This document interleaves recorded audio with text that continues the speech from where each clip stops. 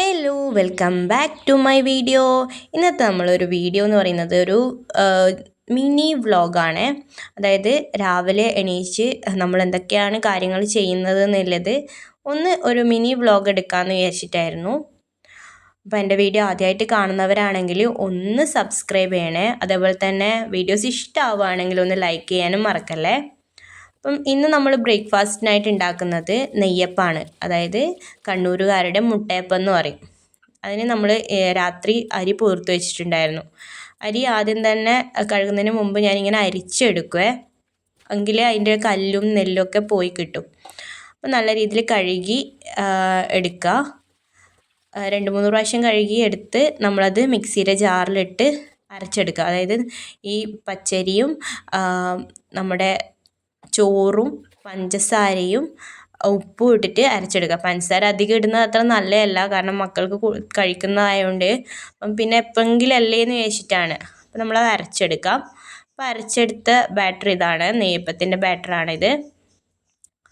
അപ്പോൾ അതിനു മുമ്പ് നമുക്ക് ചൂടുവെള്ളം വെക്കണമായിരുന്നു. അപ്പം ഞാൻ അതിനിടയ്ക്ക് ചൂടുവെള്ളം വെക്കാൻ പോയിട്ടുണ്ടായിരുന്നു. ചൂടുവെള്ളം അടുപ്പത്ത് വെച്ചിട്ടുണ്ട്. അപ്പോൾ നെയ്യപ്പം ഉണ്ടാക്കാം. നെയ്യപ്പം കഴിക്കാത്തവരുണ്ടെങ്കിൽ ഒന്നാക്കി നോക്കുക കേട്ടോ. അപ്പം നെയ്യപ്പത്തിൻ്റെ കൂടെ നല്ല മീൻകറി, സൂപ്പർ ടേസ്റ്റാണ്. എല്ലാവരും ഒന്ന് ട്രൈ ചെയ്ത് നോക്കാം കേട്ടോ.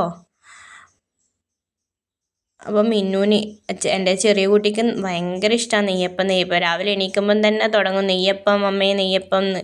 നെയ്യപ്പം എണ്ണയിലാക്കുന്നതുകൊണ്ട് തന്നെ എനിക്കത്ര വലിയ ഇഷ്ടമല്ല. കാരണം രാവിലെ തന്നെ എണ്ണ കഴിച്ച് പോകുമ്പോൾ ഒരുമാതിരി ഒരു മന്ദതയാണ്, ഒരു ഉണർവ് ഉണ്ടാവില്ല. അതുകൊണ്ടാണ് ഞാൻ ആക്കി കൊടുക്കാത്തത്.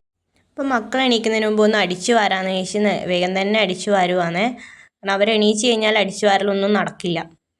അപ്പം മക്കൾ എണീക്കുന്നതിന് മുമ്പ് തന്നെ വേഗം അടിച്ചു വാരി. അപ്പം നെയ്യപ്പൊക്കെ സെറ്റായി.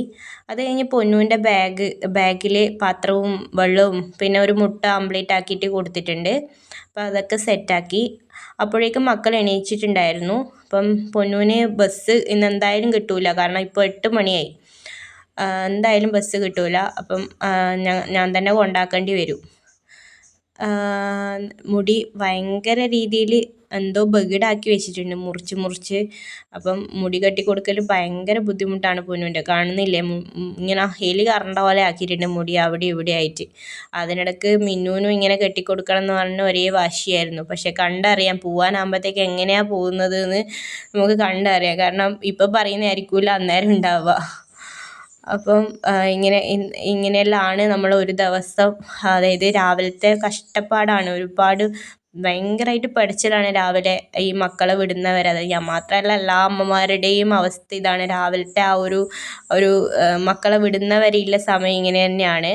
മുടി വാരി കൊടുത്തുകൊണ്ടിരിക്കുമ്പോൾ നല്ല ചെട കണ്ടത്. അപ്പോഴാണ് മനസ്സിലായത് ഈ മുടിയിൽ ക്ലേ പറ്റി നിൽക്കുന്നുണ്ടായിരുന്നു. കളിക്കുന്ന സമയത്ത് മുടിയിലും കൂടെ കൊടുത്തു എന്ന് തോന്നുന്നു. അപ്പോൾ അതൊക്കെ സെറ്റാക്കി. ഇനിയിപ്പം കൺമഷിയും പൊട്ടും തൊട്ട് കൊടുത്തു കഴിഞ്ഞാൽ ചുന്ദരിയായി, സൂപ്പറാക്കി. അപ്പോൾ പൊന്നൂന് ഇന്ന് ബുധനാഴ്ച ആയതുകൊണ്ട് തന്നെ ഇങ്ങനെയെല്ലാം ആക്കിയിട്ട് വിടണമെന്ന് പറഞ്ഞിട്ടാണ് ഇങ്ങനെ ഇരിക്കുന്നത്. അല്ലെങ്കിൽ ഇതൊന്നുമില്ല, 8:10 ബസ് വരെ. ഇന്ന് ബസ്സിന് പോകാനൊന്നും പറ്റൂല. അപ്പം അവർക്ക് രണ്ടാൾക്കും ചായയും കടിയും കൊടുത്ത് ഇരുത്തിയിട്ടുണ്ട്. അപ്പം മിന്നൂന് ഒരേ വാശി, അമ്മ വാരിത്തരണം എന്ന് പറഞ്ഞ്. അപ്പം മിന്നൂന് ഞാൻ കൊടുത്തു. അപ്പോഴത്തേക്ക് ഏച്ചിയുടെ ചായ മതി എന്ന് പറഞ്ഞ് അങ്ങോട്ടും ഇങ്ങോട്ടും മാറ്റലും. ഇവരെയൊക്കെ കളിക്കനുസരിച്ച് നിന്നിട്ടില്ലെങ്കിൽ പിന്നെ അവിടെ ഭൂകമ്പമായിരിക്കും ഉണ്ടാവുക. അതുകൊണ്ട് പിന്നെ എല്ലാം കണ്ട് നോക്കി നിന്നോളുക. അപ്പം ആ സമയം കൊണ്ട് തന്നെ വേഗം മിന്നൂനെ കുളിപ്പിച്ച് സെറ്റാക്കി കൊണ്ടുവന്നിട്ടുണ്ട്. അപ്പം മിന്നൂനെ കുപ്പായ ഇട്ടു. ഇനിയിപ്പം നിൽക്കൂല, ഓട്ടായിരിക്കുമേ. അപ്പം ഇന്നത്തെ വീഡിയോ ഇത്രയേ ഉള്ളൂ. ഇഷ്ടമായാൽ സബ്സ്ക്രൈബ് ചെയ്യുക, ലൈക്ക് ചെയ്യുക. ടാറ്റാ, ബൈ.